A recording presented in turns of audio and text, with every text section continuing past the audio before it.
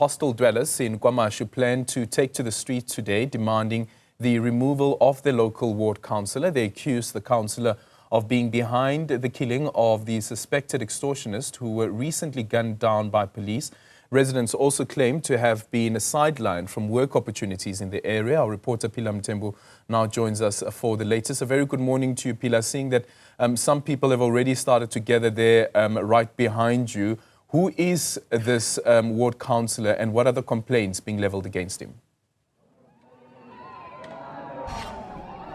Indeed, Aldrin, good morning to you. So as you can see, there's pretty much activity going on behind me, and those are some of the community members as well as hostel dwellers who have decided to take to the street to voice out their concerns. So we understand that they started grouping up from as early as 5:30 a.m. this morning and, got here just after 6 o'clock. But then we were warned not to get ourselves in here because there was no police presence at the time, and we do observe police presence now, and that is why we are here. We had been told that this particular protest could possibly turn violent. As you can see that behind me, the protesters have their sticks on, and some of the placards there, I read some of them, and they are calling for justice for some of those alleged extortionists that were actually shot and killed in a shootout with police. And to remember, we did cover the story. It is an incident which happened in March. Well, at least we spoke to the families of those alleged extortionists in March, with the families as well as community members at large disputing that they were in fact extortionists, and that the reason why they could have possibly been killed is because of a politics disagreement with the ward councillor. I'm going to bring in now one of the residents who are here to protest, just to tell us a bit more about this particular protest and what is it that they are going to be doing today. Where are they going to be going to as well? Siyabonga kakhulu isicelo ngesikhathi sakho. Okokuqala nje mase usithathe usibeke esithombeni ukuthi njengoba nihlangene nibambe lesi siteleka la namhlanje, usinikeze izathu ukuthi kungani nanokuthi inhlelo zohamba kanjani. Ngiyabingelela lapho.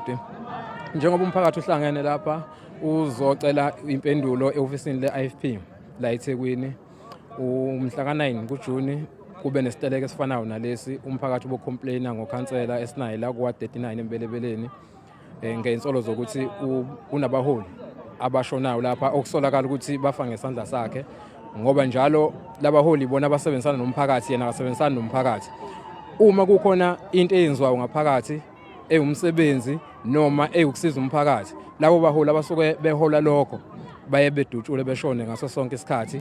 Ngicabanga ukuthi bazokhumbula abantu kunamalunga awu4 eCPF asanda kushona mhla ka-20 March, okuyiwona agcine senza sisukume njengalendlela sesisukume ngayo ngoba sesilapha phambi komphakathi. Into esilindile njengamanje ke basuke office le-IFP la eThekwini ukuthi bezosilethela impendulo yencwadi esayibhala. Sicela ukuthi besikhiphele ikhansela. Uma bengakwenzi lokho, sicela befike sizobatshela ukuthi asisadingi la ngaphakathi, seningasebenza khona eoffice ingcono la ngaphakathi kuthina asisadingi. Yeah, mhlambe mangase usichazele nje kabanzi ngokuthi uthi khona abantu asebabulawa and nisole ngazi uthi ikhansela has something to do with that. How did you come to that conclusion? Yini into enithathe yanibeka kulowo mqondo? Ngo-2022 bekwenza ama-membership card kuzogcotshwa iziko embelebeleni, ebengahambisani nalokho ukhansela. Bonke ababenikwe ithuba lokuthi bephathe ukwenza ama-membership card bashona babe bathathu, beshona ngokuhlukana. Kuthe kusenjalo kuthe mase kugcotshwa i-membership iziko selifikile usuku, wabiza umhlangano ngosuku olufanayo ukukhomba ukuthi uyakuphazamisa lokho esikwenzayo akahambisani nakho. Wagcina kuphazamisekile ngempela ngendlela owayenza ngayo kuze kube manje akaze kugcotshwe ngo-2022. Lokhu kwe-CPF kube nombango omude ngo-2021 kunomfowethu okuthiwa uNathibiyela owashonayo lapha kwi-CPF, wayeconstacta ezongenela ukhansela naye. Kwaba nenkinga yokuthi kukhethwa i-candidate ye-IFP owafaka icala ofisini le-IFP, wagcina engaphenduliwe. kwakaze kwafika-ke la ekutheni sekukhona umsebenzi ofika ngaphakathi ehostela bangakwazi ukubambisana kuwona ukhansela engafuni kube ne-starting committee sithe sesizogcotshwa i-starting committee okube lapho esishone khona kwangabuya futhi kuthini kuzokhuluma ukuthi kwenzakaleni la bebize khona abantu base beyashona. Aldrin, that is one of the residents who is also a part of the protest here today.